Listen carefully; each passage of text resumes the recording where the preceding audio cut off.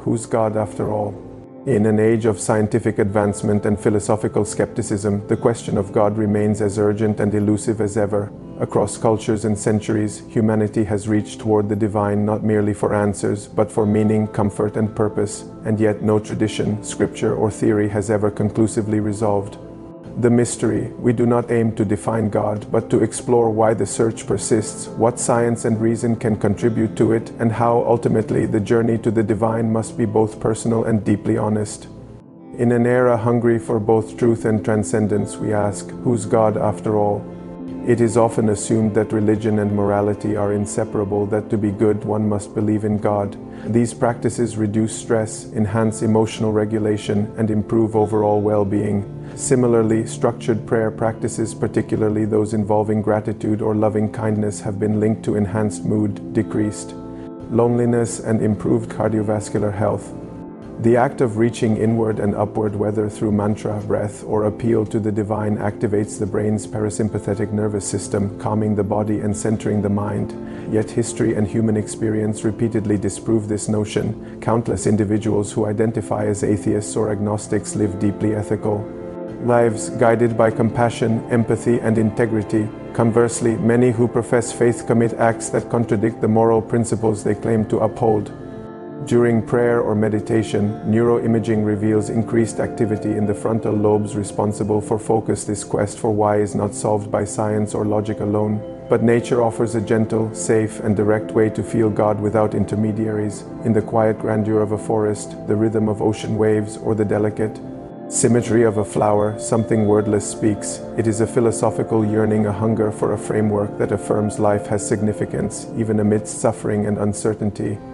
Philosophers from Viktor Frankl to Søren Kierkegaard have noted that purpose is not a luxury of the mind, it is a necessity. This childish depiction of the divine has done lasting damage, frightening the faithful, excusing atrocities, and justifying oppression in the name of an all-powerful being. That moment of egoless wonder is not only deeply peaceful, but also reveals a profound truth, that the sacred is not elsewhere, it is right here, woven into the fabric of the natural world.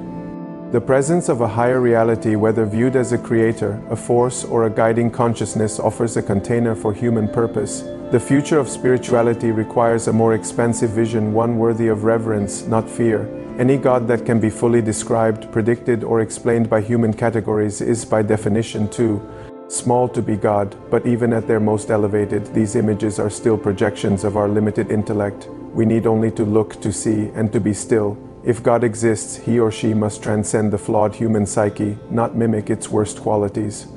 What God needs is not worship out of fear, but the best of our critical thinking, our purest intention, and the full dedication of our intellect and spirit. God, if real, is not threatened by questions, doubts, or honest skepticism. In fact, the more rigorous and sincere the search, the more likely it is to encounter something divine.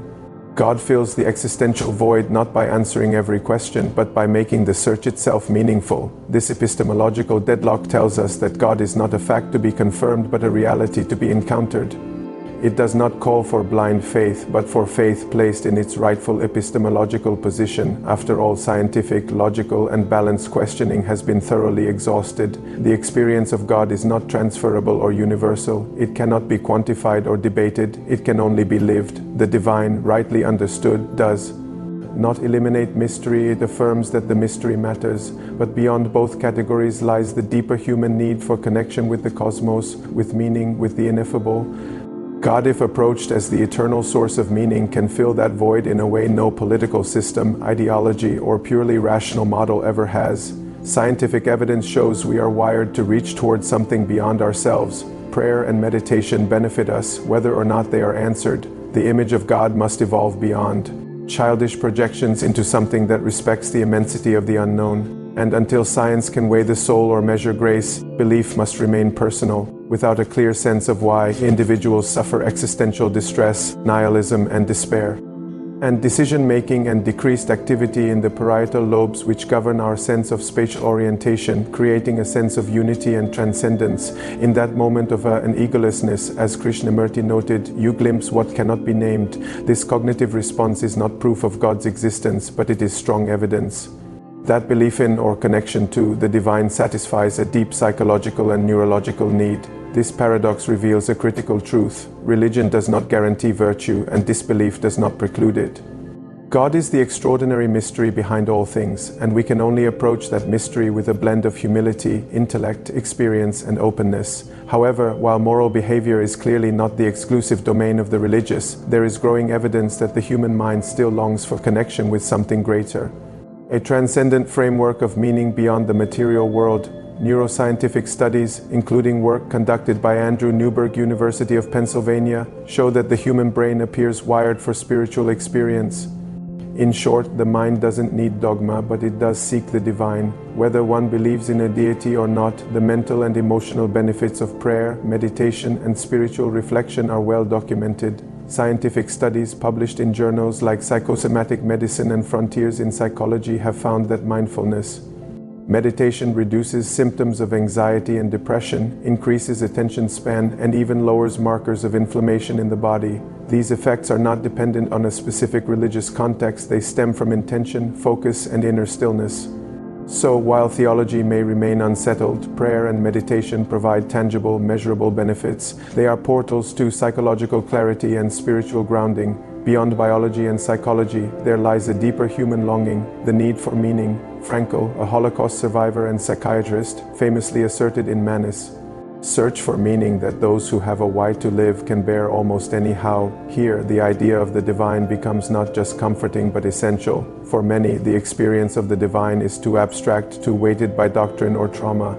Spiritual traditions around the world, indigenous, Eastern, even mystical strands of Abrahamic faiths have long held that nature is a direct reflection of the divine, a sacred mirror. Jedi Krishnamurti once said that enlightenment or God can be glimpsed in the brief moment when we observe something truly beautiful in nature, and for an instant the ego disappears. We don't need temples or scriptures to begin the journey.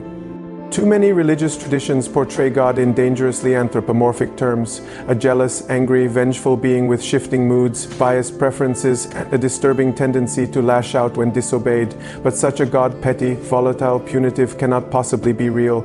A being worthy of the name God would not require flattery, submission, or tribal allegiance. The caricature of God as an omnipotent despot belongs in the past. Herein lies a vital paradox. If God exists, then God must be extraordinary, so far beyond our ordinary minds that even our most profound concepts would fall short.